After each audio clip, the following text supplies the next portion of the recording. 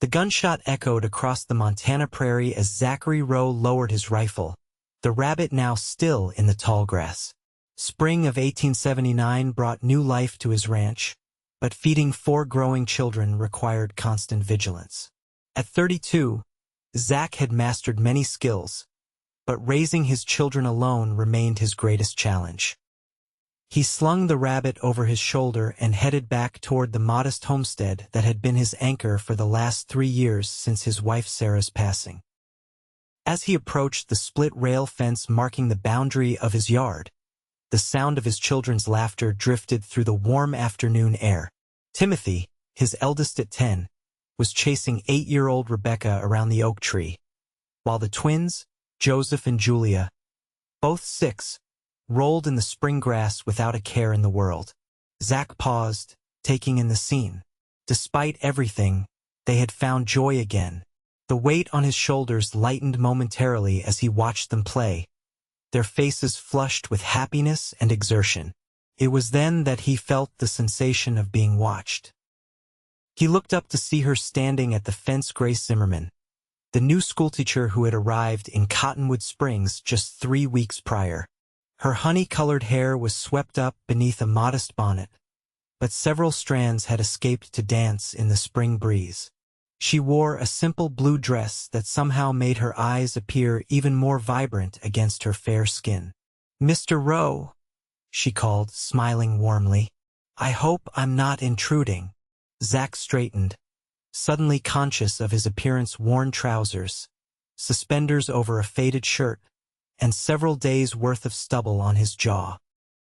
He tucked his rifle under his arm and approached the fence.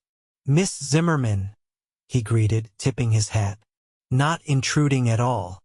What brings you all the way out here?" "The children missed school yesterday," she explained, her voice carrying a slight Eastern accent that stood out in these parts. "I wanted to make sure everything was all right." Before Zach could respond, the children noticed her presence and came running. "Miss Zimmerman," Julia squealed, reaching the fence first and bouncing on her toes. "Did you bring books?" Grace laughed, the sound carrying across the yard like music. "Indeed I did, Julia. And your assignments from yesterday." Rebecca approached more cautiously, her eyes downcast. "We're sorry we missed school, Miss Zimmerman. Pa needed help with the spring planting." Zach felt a pang of guilt. He hadn't meant to keep them from their education, but sometimes ranch life made demands that couldn't be ignored. "I apologize for that," he said. "The weather was right for planting, and I needed every pair of hands I could get." Grace's expression softened. "I understand, Mr. Rowe.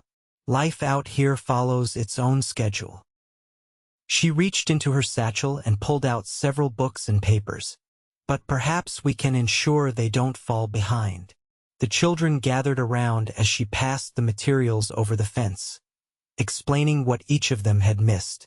Zach observed the way she spoke to each child, differently firm but encouraging with Timothy, gentle with shy Rebecca, and patient with the energetic twins.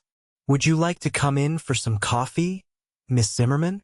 Zach found himself asking, surprising even himself. Visitors were rare at the Rowe Ranch, and female visitors even rarer. Grace hesitated, glancing at the sun's position in the sky. "I should be getting back before dark." "Please stay, Miss Zimmerman," Rebecca pleaded, finding her voice. "I can show you my quilt squares, and Pa makes good coffee." Grace's eyes met Zach's, and something passed between them, an understanding, perhaps, or maybe just curiosity. "Well, I suppose I could stay for a little while." Zach opened the gate and Grace stepped through, her presence immediately changing the atmosphere of the homestead. She followed him toward the cabin, the children trailing behind like eager ducklings. The cabin was modest but clean: 2 bedrooms, a main living area with a stone fireplace, and a kitchen with a cast iron stove. Zach had built it himself after claiming the land 5 years ago, adding the 2nd bedroom when the twins were born. Sarah had made it a home with handcrafted curtains and quilts that still adorned the windows and beds. It's lovely, Grace said, taking in the space with appreciative eyes.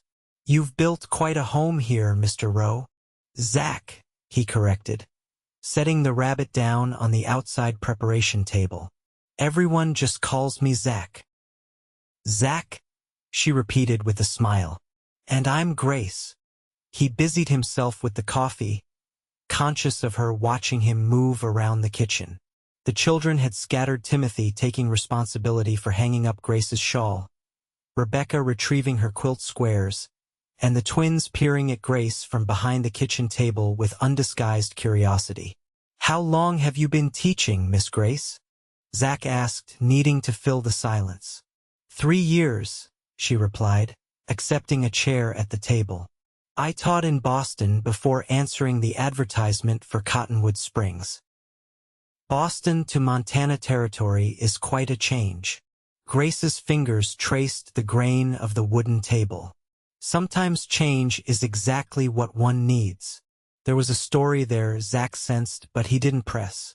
Everyone who came west did so for their own reasons, carrying their own burdens and hopes. Pa saved us after Ma died, Joseph announced with a child's blunt honesty. He keeps us safe from wolves and Indians and bad men. Joseph, Zach warned gently. Grace's expression remained calm. Your father sounds very brave. He is, Timothy said proudly. He fought in the war.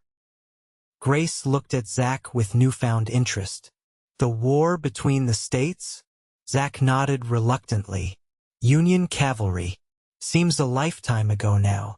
16 years, Grace calculated. You must have been very young. Too young, Zach admitted, pouring the coffee. 16 when I joined up in 63. Old enough to shoot, too young to understand what I was shooting at. Rebecca returned with her quilt squares, spreading them on the table for Grace to admire. The conversation shifted to safer territory sewing techniques, the children's progress in school, and the coming summer months. As they talked, Zach found himself studying Grace when she wasn't looking, noting the intelligence in her eyes and the gentle way she addressed each child's questions. When the coffee was finished and the sun began its descent toward the horizon, Grace stood to leave. I really must be getting back to town now. Thank you for the coffee and the company. I'll hitch the wagon and drive you, Zach offered. It's too far to walk, especially as evening's coming on. Grace started to protest, but Rebecca interrupted. There are wolves, Miss Zimmerman, and sometimes rustlers. Then I would be very grateful for the escort, Grace acquiesced. While Zach hitched his 2 horses to the wagon, the children gathered wildflowers for their teacher. By the time he brought the wagon around, Grace was holding a colorful bouquet and laughing at something Julia had said. Children, Zach called. Finish your chores before dark. Timothy, you're in charge until I return. The boy straightened, taking the responsibility seriously. Yes, Pa. Zach helped Grace onto the wagon seat, aware of the delicate pressure of her hand in his as she climbed up. He circled around and took his place beside her, the proximity both comfortable and unsettling. Forward, he commanded the horses, and they set off down the dusty trail toward town. The evening air was cool but pleasant as the wagon rumbled along. Grace sat with her hands folded in her lap, her profile illuminated by the golden light of the setting sun. Neither spoke for several minutes, the silence punctuated only by the creak of wagon wheels and the steady clopping of hooves. Your children are wonderful, Grace finally said.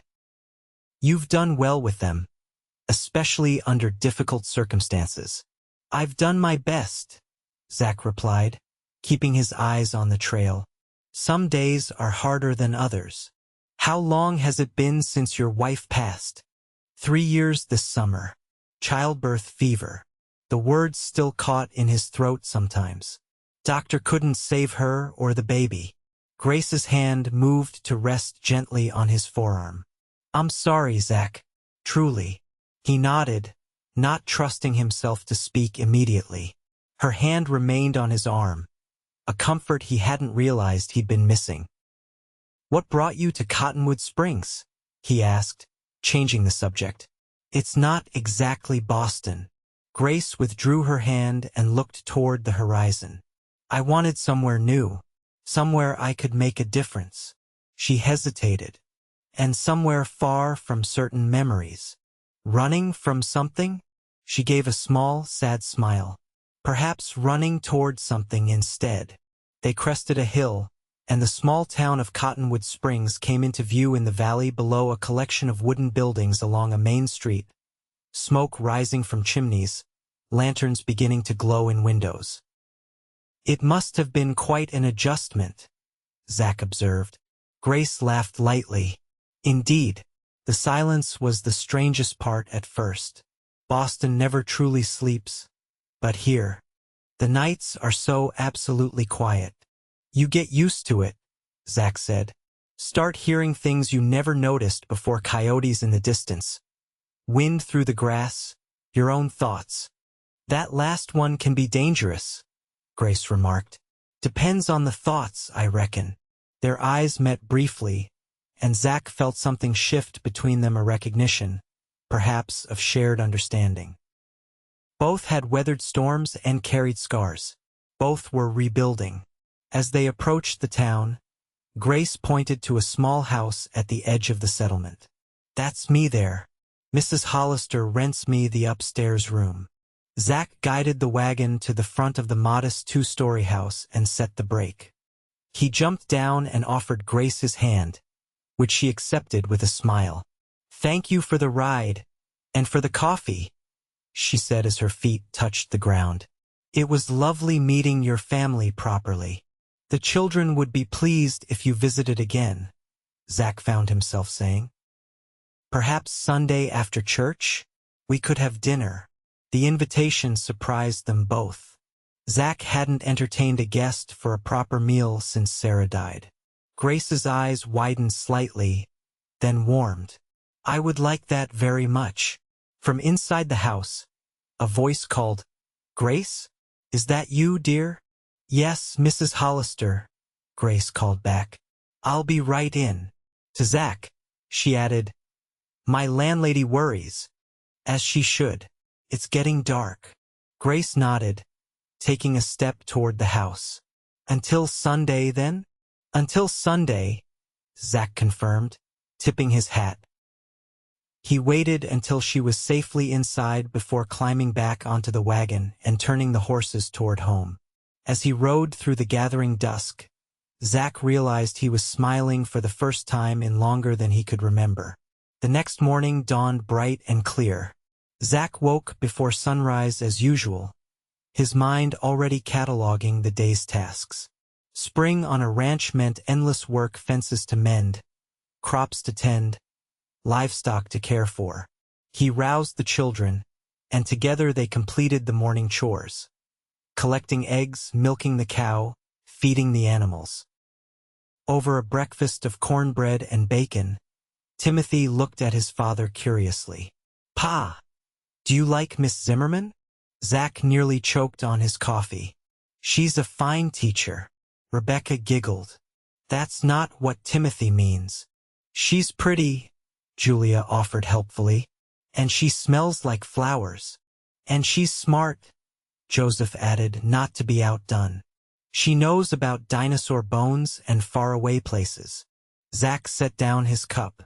"Miss Zimmerman is coming for Sunday dinner, as our guest and your teacher.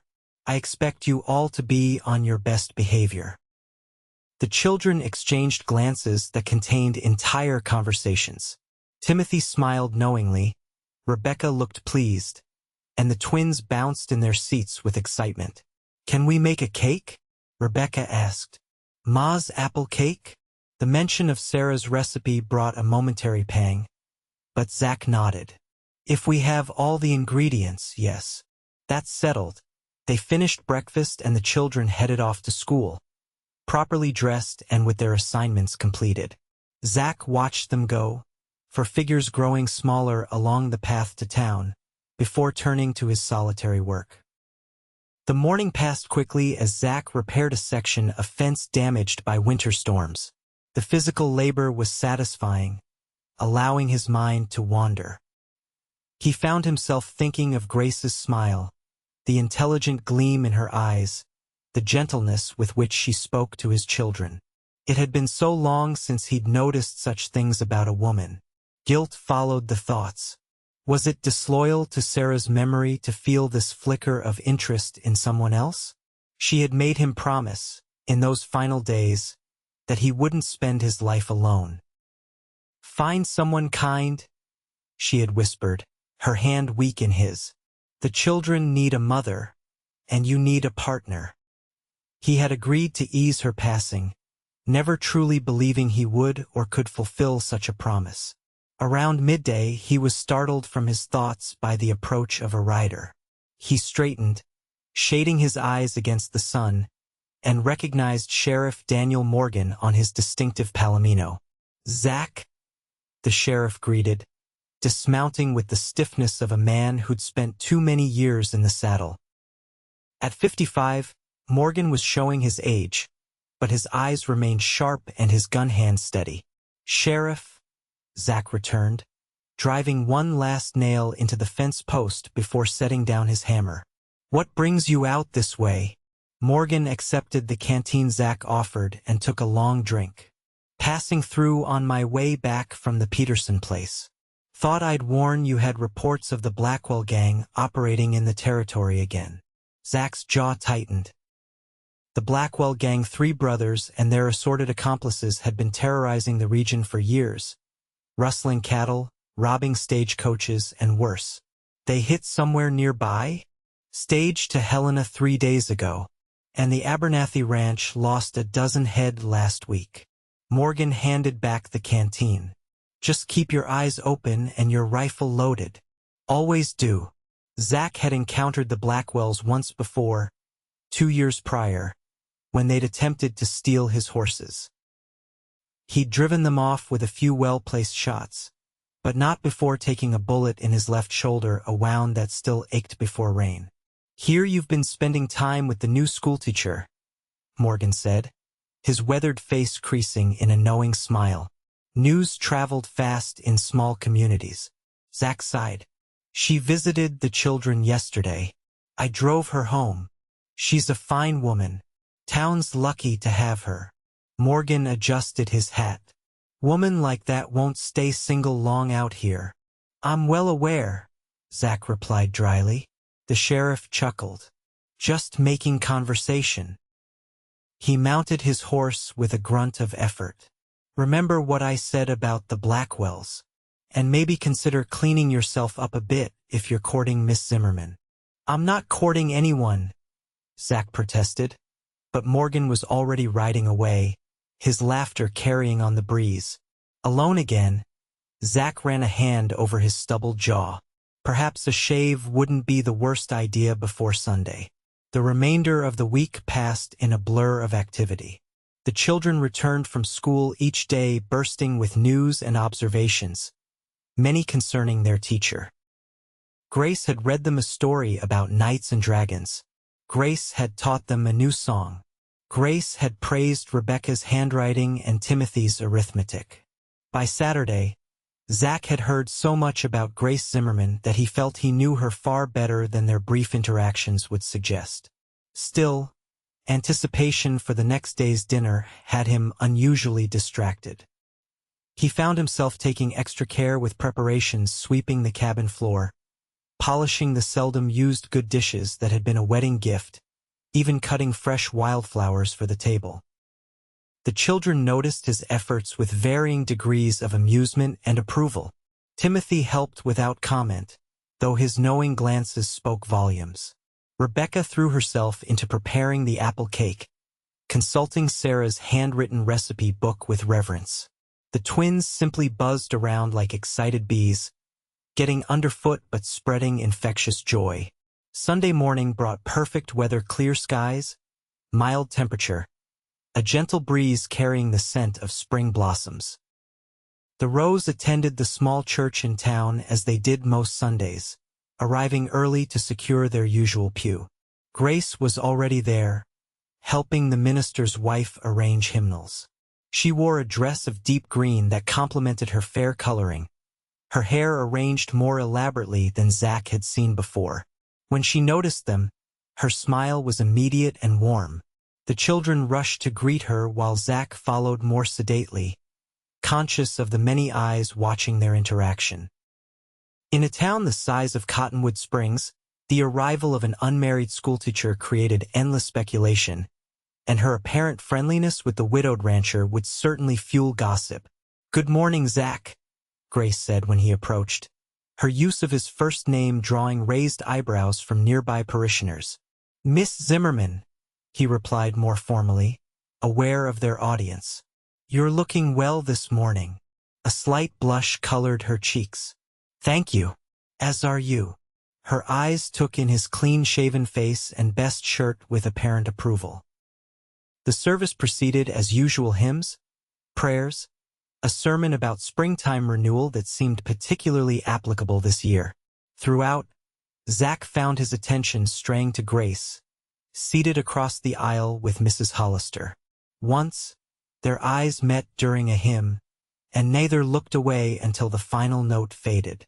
After the service, as the congregation spilled onto the church steps to socialize, Zach confirmed the dinner arrangements. "We'll expect you around 1 o'clock, if that suits." "Perfectly," Grace agreed. "May I bring anything?" "Just yourself," he answered, then added, "Though the children might appreciate another of those stories about knights and dragons they've been talking about all week." Grace laughed. "I believe that can be arranged." They parted ways, Grace remaining to speak with other townspeople while Zach loaded his children into the wagon for the journey home. As they departed, he couldn't help glancing back to find her watching them leave, her hand raised in farewell. At home, preparations reached a frantic pace. The cabin was checked one final time for cleanliness, the table was set with care, and the Sunday roasted chicken raised on their own land was placed in the oven. Rebecca's apple cake cooled on the windowsill, its cinnamon aroma filling the house. At precisely 1 o'clock, they heard the approach of a horse. Zach stepped onto the porch to see Grace riding a gentle-looking mare, her skirts arranged modestly despite the challenge of riding side saddle. "You ride," he observed unnecessarily as he approached to help her dismount. "Not very well," she admitted, accepting his assistance. "Mrs. Hollister insisted I take her mare rather than walk all this way." His hands lingered at her waist perhaps a moment longer than necessary as she found her footing. "I'm glad she did." The children swarmed around them, Julia immediately reaching for Grace's hand to lead her inside. "We made a cake," she announced proudly, "and Pa cleaned the whole house." "Did he now?" Grace's eyes danced with amusement as she met Zach's somewhat embarrassed gaze. "We all helped," Timothy clarified, shooting his father a look of solidarity. Inside, Grace was given the seat of honor at the table, with Zach at the head and the children arranged between them. The meal progressed with surprising smoothness. The food was excellent, the conversation lively, and the children's manners impeccable by frontier standards. Grace shared stories of Boston that fascinated the children, describing tall buildings, gaslit streets, and harbor ships that sailed to every corner of the world. In turn, they peppered her with questions about her life before coming west. "Did you have a beau in Boston?" Rebecca asked innocently, causing Timothy to kick her under the table. Grace's smile faltered slightly. "I was engaged once." The table fell silent. Zach shot his daughter a warning look, but Grace continued voluntarily. "His name was Edward. He was a lawyer. We were to be married last summer, but—" She hesitated. "He decided another woman would make him a more suitable wife." The painful admission hung in the air for a moment before Joseph broke the silence with a child's brutal honesty. "He must have been stupid." "Joseph," Zach admonished, but Grace was already laughing, the tension broken. I've come to the same conclusion myself, she admitted, her eyes meeting Zach's across the table with shared understanding. They had both been wounded, both endured loss. The recognition created a bond that needed no words. After the meal and Rebecca's triumphant presentation of the apple cake, the afternoon stretched pleasantly before them. The children begged Grace to read to them, and she obliged, sitting in Sarah's old rocking chair by the fireplace with an open book and 4 rapt listeners at her feet. Zach observed from across the room, ostensibly whittling a piece of wood but actually studying the scene before him. Grace's voice rose and fell with the rhythm of the story, her expressions changing to match the narrative. The children were entranced, even Timothy, who at 10 was beginning to consider himself too grown for such things. It struck Zach with unexpected force, how right she looked there in their home, in that chair, surrounded by his children. For the first time since Sarah's death, the house felt truly alive again, filled with a warmth that had nothing to do with the fire in the hearth. When the story concluded, the children dispersed reluctantly, the twins to play, Timothy to check on the animals, and Rebecca to carefully return the book to its shelf. "You have a gift with them," Zach said when he and Grace were relatively alone. "They make it easy," she replied. "They're wonderful children, bright, kind, curious. They've taken to you," he observed, "especially Rebecca. She's been quiet since her mother died, but she talks about you constantly." Grace's expression softened. "Girls her age often seek female guidance. I'm honored she's comfortable with me." She hesitated. "May I ask about their mother?" "The children mention her sometimes, but carefully, as if afraid to cause pain." Zach set aside his whittling.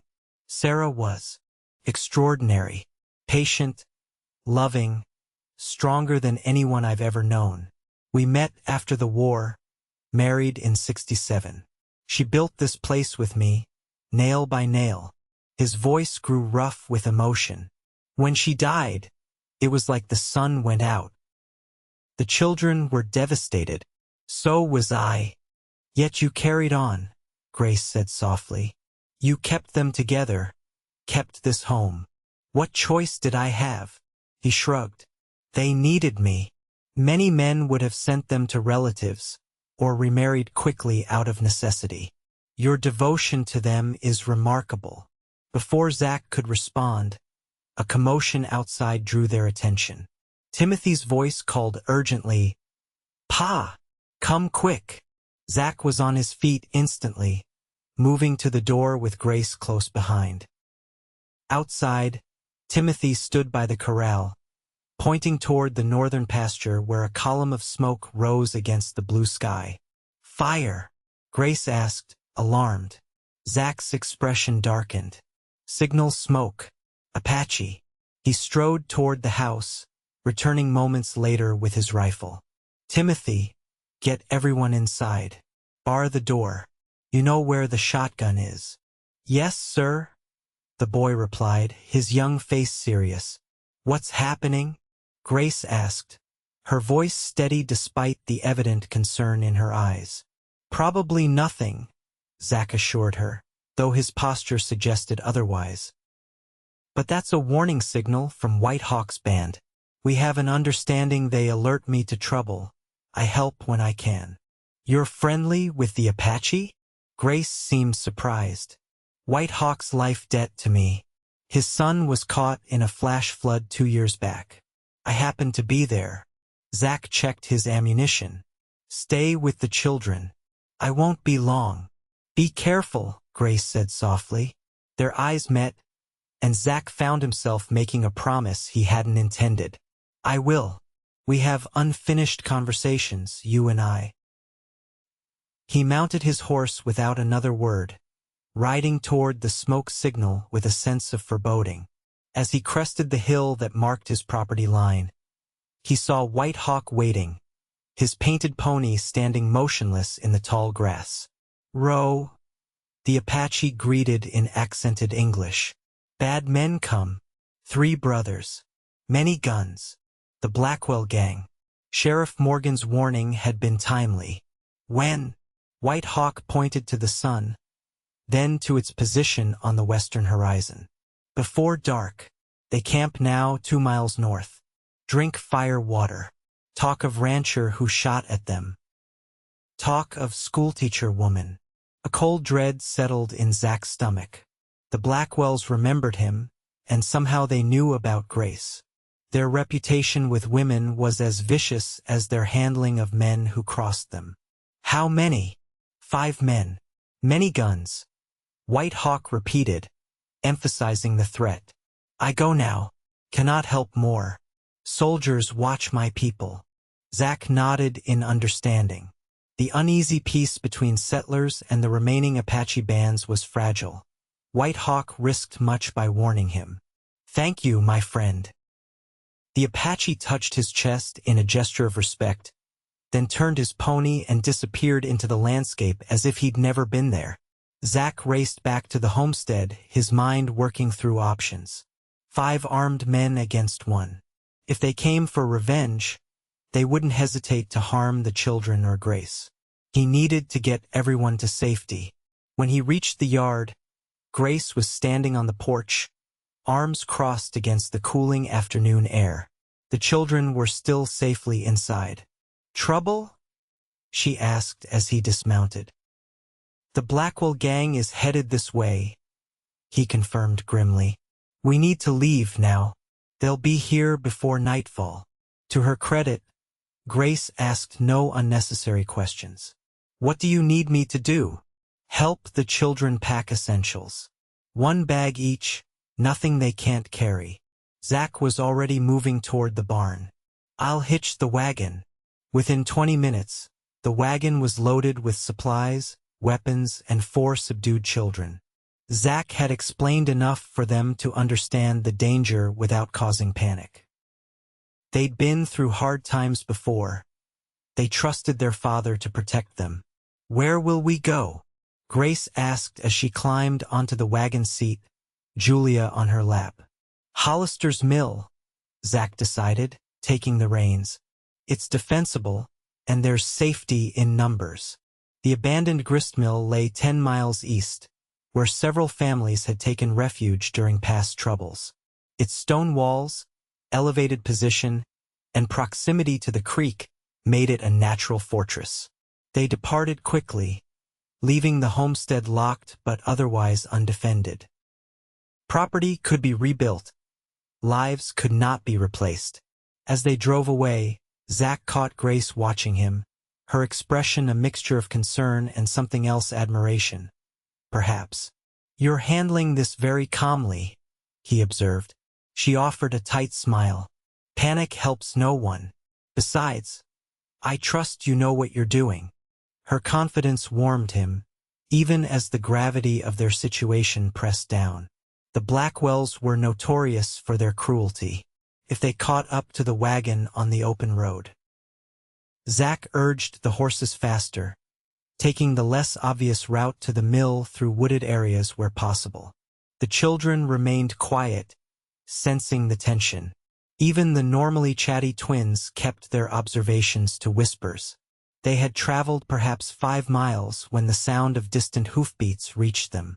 Zach's hands tightened on the reins. Someone's following, Grace said softly, pulling Julia closer. Get down, Zach ordered. All of you stay low. He guided the wagon into a dense thicket of cottonwoods beside the trail, the branches providing some cover. Drawing his rifle, he prepared to defend his family and the woman who, in the space of a week, had somehow become important to him.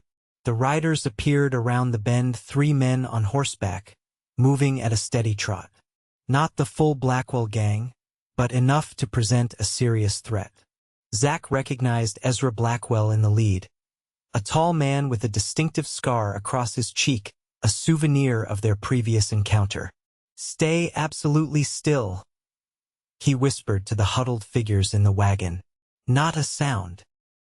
The riders slowed as they approached the section where the wagon had left the main trail. Ezra raised his hand, signaling the others to stop. Tracks here, he called, pointing to the ground. Wagon turned off. Zach steadied his breathing, sighting down the rifle barrel at Ezra's chest. He was a good shot, but even if he took down the leader, the other two would return fire. With Grace and the children so exposed, he couldn't risk it. For an agonizing moment, the riders studied the trail. Then, to Zach's immense relief, a distant gunshot echoed from the direction of his ranch. "That's Jimmy," one of the riders said. "Must have found something at the homestead." Ezra Blackwell spat on the ground. "Rowe's probably running for town. We'll deal with him after we finish at the ranch." He jerked his head toward the direction of the gunshot. "Let's go." The riders wheeled their horses and galloped back the way they had come, leaving Zach and his precious cargo undetected in their hiding place. No one moved until the sound of hoofbeats had completely faded. Finally, Zach lowered his rifle, releasing a breath he hadn't realized he was holding. "Are they gone?" Timothy whispered. "For now," Zach confirmed. "But they'll realize we're not heading to town soon enough. We need to reach the mill before they pick up our trail again." They continued their journey with renewed urgency, the wagon jolting over the rough terrain as Zach pushed the horses harder than he would have preferred. Beside him, Grace maintained her composure, though her knuckles were white where she gripped the seat. "I'm sorry you've been drawn into this," Zach said quietly, so the children wouldn't hear. Grace shook her head. "You have nothing to apologize for. Those men are the ones at fault. Even so, your Sunday dinner didn't exactly go as planned." To his surprise, she laughed a brief, tension-breaking sound. "I don't know, Zach. I find I'm rarely bored in your company." The unexpected humor in the face of danger made him look at her with fresh appreciation. This woman had backbone, a quality essential for survival in the territories. They reached Hollister's mill as the sun began its final descent toward the horizon. The abandoned stone structure stood on a small rise, its broken windows like empty eyes surveying the surrounding landscape. The water wheel had long since stopped turning, but the creek still flowed steadily beside the building. Two other families had already taken refuge there, the Petersons, whose ranch had been hit the previous week, and the Wilsons, who had fled town when news of the Blackwell's approach reached them. Both welcomed Zach's party with evident relief. Additional guns improved everyone's chances. While the men established a watch rotation and secured the perimeter, the women organized the interior space, creating separate areas for each family and taking inventory of their combined supplies. The children, resilient as always, quickly adapted to the adventure of camping in the old mill, their earlier fear giving way to excitement. As night fell, Zach found Grace standing at one of the broken windows, gazing out at the starlit landscape. The children were asleep on makeshift pallets, their faces peaceful despite the circumstances. "They may not come this way at all," he said, moving to stand beside her. "Once they realize we're not at the ranch or in town, they might just move on." "Do you believe that?" she asked, not looking at him. "No," he admitted. "Ezra Blackwell doesn't strike me as the forgiving type." Grace turned to face him, her expression visible in the soft glow of the lantern hanging nearby. "Why do they hate you so much? 2 years ago, they tried to steal my horses. I shot one of them, their cousin, I think, and wounded Ezra." Zach touched his left shoulder unconsciously. "Got shot myself in the process. And now they want revenge. Men like the Blackwells always want something: revenge, money, power." He sighed. "I'm just sorry you and the children are caught in the middle of it." Grace's hand found his in the darkness, her fingers cool against his calloused palm. "We'll get through this. All of us together." The simple affirmation, delivered with such quiet confidence, moved him deeply. Zach found himself drawing closer to her, their shoulders touching as they stood by the window. "When this is over," he said softly, "I'd like to court you properly, Grace Zimmerman, if you'd allow it." In the dim light, Her smile was radiant. I believe I would allow it, Zachary Rowe. The moment hung between them, full of possibility and unspoken feelings. Then, from outside, a sharp whistle broke the stillness, the signal from the man on watch that riders were approaching. Zach squeezed Grace's hand once before releasing it. Stay with the children, he said, reaching for his rifle. Keep them quiet and away from the windows. She nodded, already moving toward the sleeping forms of Timothy, Rebecca, Joseph, and Julia. Zach joined the other men at the defensive positions they had established earlier, peering into the darkness for signs of the approaching threat. 5 riders emerged from the shadows, moving cautiously toward the mill. In the moonlight, Zach recognized all 3 Blackwell brothers, Ezra, Matthew, and Luke, along with 2 of their regular accomplices. They were heavily armed, rifles across their saddles and pistols at their hips. They've spotted our horses, Peterson whispered from his position nearby. No chance they'll just ride on. Zach nodded grimly. Let them get closer. We have the advantage of position. The riders stopped about 50 yards from the mill, conferring briefly before Ezra's voice called out, Rowe, we know you're in there. Send out the schoolteacher and we'll let the rest of you live. A cold fury rose in Zach's chest. So they had specifically come for Grace. The thought of what they might have planned made his finger tighten on the trigger. Not going to happen, Blackwell, he shouted back. There are a dozen armed men in here. Ride away while you still can. Laughter greeted his bluff. Dozen men? In that old mill? Try again, Rowe. Ezra's voice hardened. We're taking the woman. How many children have to die before you accept that? From behind him, Zach heard a soft gasp. He turned to see Grace standing there, her face pale in the darkness. I should go, she whispered. I can't let them hurt the children because of me. No, Zach said firmly, moving to block her path. That's exactly what they want. They kill you, Grace. Or worse. But the children will be protected, he finished for her. We all will. To the other men, he added, on my signal, aim for the horses. Unhorsed men are less dangerous, and they'll have to retreat on foot. Peterson and Wilson nodded their agreement, adjusting their positions at the windows. Outside, the Blackwells were growing impatient. Last chance, Rowe, Ezra called. Send her out now. Go to hell, Blackwell, Zach responded, then whispered to his companions, now! 3 rifles fired simultaneously, the shots echoing in the night. 2 horses went down immediately, throwing their riders. A third reared in panic, nearly unseating Luke Blackwell before he regained control. The outlaws scattered, seeking cover behind rocks and trees as they returned fire. Bullets thudded into the stone walls of the mill or whistled through the broken windows, but the thick walls provided solid protection for those inside. The exchange of gunfire continued sporadically for nearly an hour. One of the Blackwell's men was hit in the leg, his cries of pain carrying clearly in the night air. The defenders remained uninjured, their elevated position and sturdy shelter proving advantageous. During a lull in the shooting, Grace approached Zach again, this time carrying a cloth-wrapped bundle. The Peterson girl is running a fever, she explained. I need water from the creek to cool her down. It's too dangerous, Zach protested. They're watching every exit. The old mill race, she suggested. It runs under the building, doesn't it? I could follow it to the creek and back without being seen. Zach hesitated. The idea had merit. The stone channel that once carried water to the mill did indeed pass beneath the structure, providing a concealed route to the creek, but the risk remained considerable.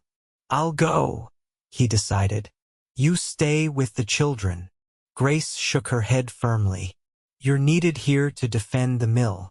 I can move more quietly, and it's a small space. Your shoulders might not fit through the narrower sections. Her logic was sound, much as he hated to admit it. The mill race had been built to channel water, not to accommodate a full-grown man. "If you hear shooting, stay hidden," he instructed, relenting. "And Grace, be careful." She nodded, her expression resolute. "I will." With Peterson keeping watch for any movement from the Blackwells, Zach helped Grace locate the interior access point to the mill race, a low archway near the base of the wall, partially hidden by debris. She slipped through with the water container, disappearing into the darkness with a final reassuring smile. The minutes crawled by as Zach divided his attention between watching for threats outside and listening for Grace's return. When 15 minutes had passed with no sign of her, anxiety began to gnaw at him. "Movement in the trees," Peterson suddenly whispered. "They're trying to circle around to the back." Zach forced himself to focus on the immediate danger.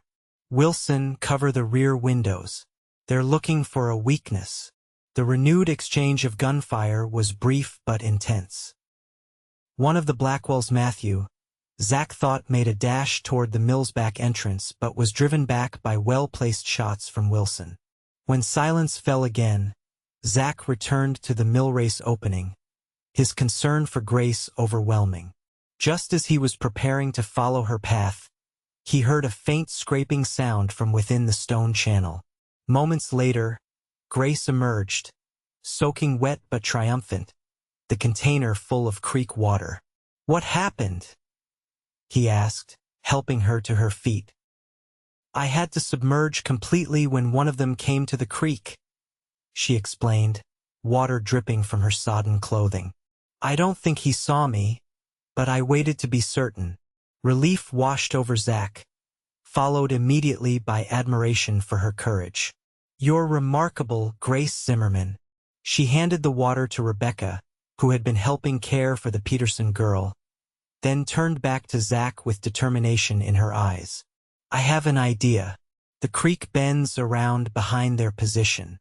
If someone could circle around through the water, they might be able to surprise them from behind. The strategy was sound, but incredibly risky. "I can't ask anyone to attempt that," Zach said. "You're not asking. I'm offering," she replied steadily. "I already know the way, and they won't be expecting it." "Absolutely not," he said firmly. "It's too dangerous, Grace. These men are killers. And they're after me," she countered. "I won't sit here and watch children be endangered on my account." She lowered her voice. "I'm not proposing to confront them, Zach. Just to create a distraction, perhaps set fire to the brush behind them to drive them into the open." Before he could formulate another objection, a new sound reached them: hoofbeats, many of them, approaching from the east. Everyone tensed, fearing reinforcements for the Blackwells. But it was Timothy, peering through a crack in the boards covering a window, who gave them hope. "Pa, it's Sheriff Morgan. And he's got men with him." Sure enough, the distinctive figure of Sheriff Morgan was visible in the moonlight, leading a group of at least 10 armed riders toward the mill. The Blackwells, now caught between the defenders in the mill and the approaching lawmen, fired a few desperate shots before attempting to flee westward.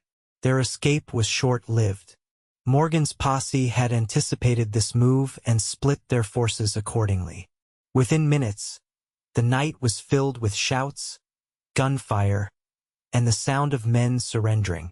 When the shooting stopped, Morgan's voice called out, "Rowe, you folks all right in there?" Zach opened the barricaded door, rifle still at the ready, until he confirmed that the danger had truly passed. "We're all fine, Sheriff." "How did you know to come?" Morgan dismounted, handing his reins to a deputy. "White Hawk," he explained simply. "Found me in town, told me the Blackwells were after you and the schoolteacher. Figured you'd head for the mill." The mention of the Apache warrior surprised Zach. White Hawk had risked much more than he'd realized by seeking out the sheriff. "The Blackwells?" he asked, watching as the deputies secured 4 prisoners, all 3 brothers and one of their men. The fifth outlaw lay motionless on the ground, beyond earthly justice. "Got the lot of them," Morgan confirmed with satisfaction. "They won't be troubling this territory again. Judge Harrison doesn't take kindly to men who threaten women and children." As the families emerged from the mill, their relief palpable in the cool night air, Zach sought out Grace. She stood with the children gathered around her, her clothes still damp from her journey through the mill race. Despite the ordeal, her posture remained straight, her expression composed. "It's over," he told her, moving to her side. "The Blackwells are in custody." "Thank God," she breathed, the tension finally leaving her shoulders. She placed a hand on Julia's head, smoothing the child's tousled hair. "These brave little ones can go home now." "Home," Zach repeated, the word carrying new meaning as he looked at Grace surrounded by his children. "Yes, I believe we can." The return journey took place the following morning, after the families had rested as best they could in the confines of the old mill. Sheriff Morgan provided an escort back to town for the Wilsons and to their respective ranches for the Petersons and the Rowes. As they approached the Rowe homestead, Zach scanned the property anxiously for signs of damage. To his immense relief, the cabin stood untouched. The Blackwells had apparently focused their destructive efforts on the barn, where the door hung askew and various items lay scattered about the yard. "Could have been much worse," he observed as he halted the wagon before the cabin. Grace nodded in agreement. "Buildings can be repaired." The children scrambled down from the wagon, eager to assess their home and possessions after the adventure. Even Timothy, usually so composed, raced to check on his favorite hen in the chicken coop. Sheriff Morgan, who had accompanied them to ensure their safety, tipped his hat to Grace. "Miss Zimmerman, I expect the school board will understand if you need a day or two to recover before resuming classes." "That's very kind, Sheriff, but I believe routine would be best for everyone," she replied. "The children have had enough disruption." Morgan smiled approvingly. "You're a remarkable woman, madam." To Zach, he added in a lower voice, "Don't waste time, Rowe. A woman like that doesn't come along often." With that parting advice, he rode away, leaving Zach and Grace standing in the yard as the children explored the homestead, their excited voices carrying on the morning air. "I should return to town," Grace said, though she made no move toward her borrowed horse. "Mrs. Hollister will be worried."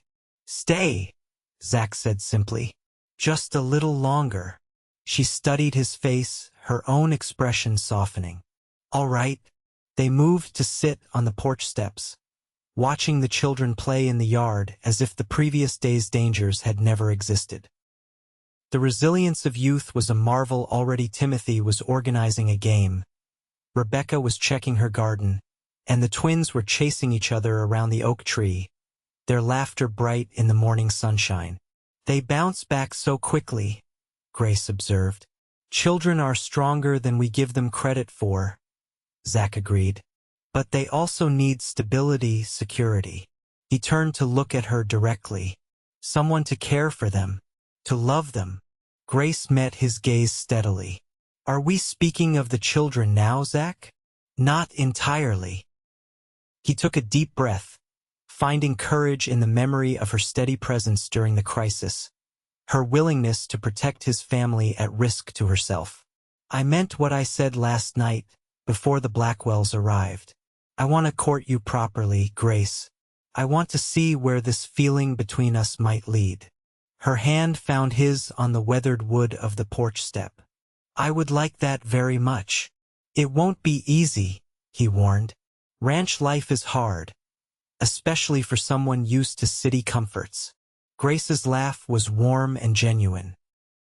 "After what we've just experienced, are you really concerned about me facing a few domestic challenges?" Her expression grew more serious.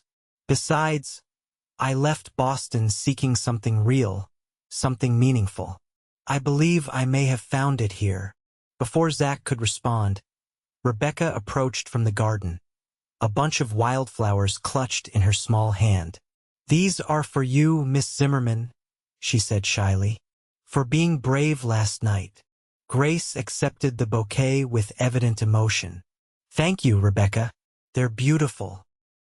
The girl hesitated, then asked hopefully, "Will you come visit us again, even without bad men chasing us?" "I would love to," Grace assured her, "if your father approves."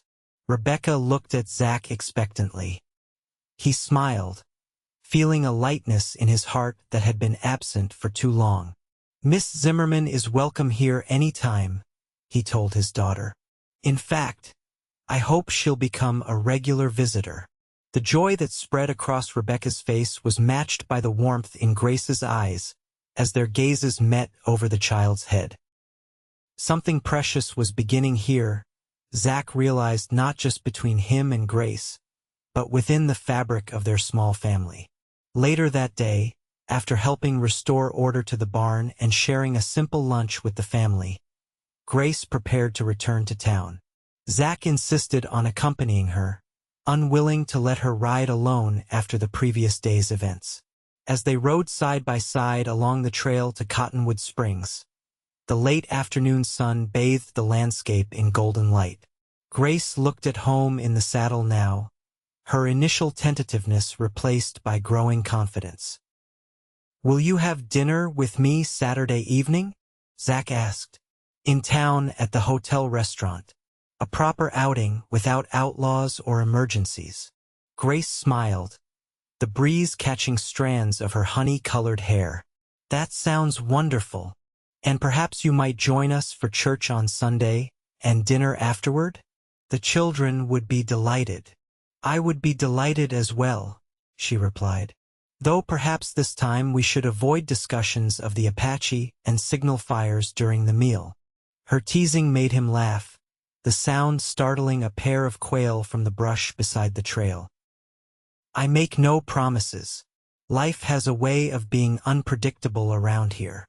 "I'm counting on that, Zachary Rowe," she said softly. "Predictable was never what I was looking for." The weeks that followed settled into a pleasant rhythm. Grace continued teaching at the school, while Zach managed the spring planting and care of his livestock.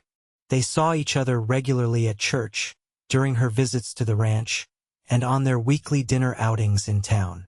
The children flourished under Grace's gentle influence. Rebecca emerged from her shell, revealing a quick mind and artistic talents that Grace encouraged. Timothy developed an interest in history and mathematics beyond what was typically taught in the small school. Even the twins seemed to absorb Grace's love of reading, sitting attentively as she read to them from books she'd brought from Boston. As spring yielded to summer, Zach found himself falling deeper in love with Grace Zimmerman. It wasn't just her beauty or intelligence that captivated him, but her strength, her kindness, and the way she had so seamlessly woven herself into the fabric of their lives. By July, the entire town recognized their courtship. Mrs. Hollister and the other ladies of Cottonwood Springs watched approvingly as the handsome rancher and their beloved schoolteacher grew closer.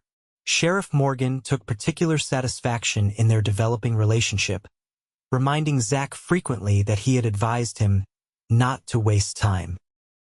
One warm evening in late July, Zach and Grace sat on the porch swing at the ranch, watching the sunset paint the sky in brilliant oranges and pinks. The children had gone inside to prepare for bed, leaving the adults in a rare moment of privacy. "I received a letter from Boston today," Grace said, her head resting comfortably against Zach's shoulder. "From my former fiancé's sister, actually." Zach tensed slightly. "Oh, Edward is married now," she continued, "to the banker's daughter he left me for. Apparently they're expecting a child." "Does that news pain you?" he asked carefully.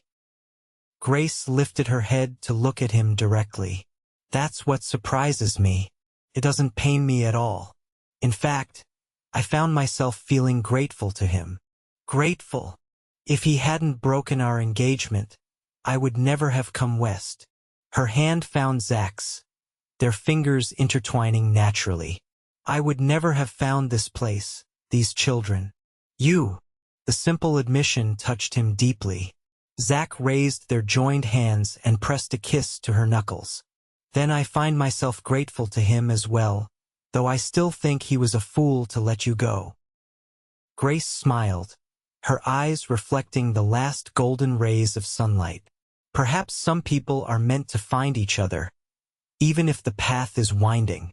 Grace, Zach began, his heart suddenly racing. He hadn't planned this moment, but it felt right, perfect even. These past months have been the happiest I've known in years. The children adore you. He paused, gathering courage. I love you. I want you to be part of our family, officially. Will you marry me? For a moment, she was silent, her eyes wide. Then a smile bloomed across her face, radiant and joyful. Yes, Zachary Rowe. With all my heart, yes. He gathered her in his arms, their lips meeting in a sweet, tender kiss that carried the promise of their future together. When they finally parted, breathless and smiling, the stars had begun to appear in the darkening sky. When? He asked simply. Soon, she replied. Before the school term begins in September? That would give us time for a proper honeymoon before classes resume. 6 weeks, Zach calculated. More than enough time for preparations. From inside the house came the sound of a window sliding open, followed by Timothy's voice. Did she say yes, Pa? Grace laughed as Zach called back. She did, son. Immediately, for excited faces appeared at the window, the children having clearly been eavesdropping on the proposal. Does this mean you'll be our ma now?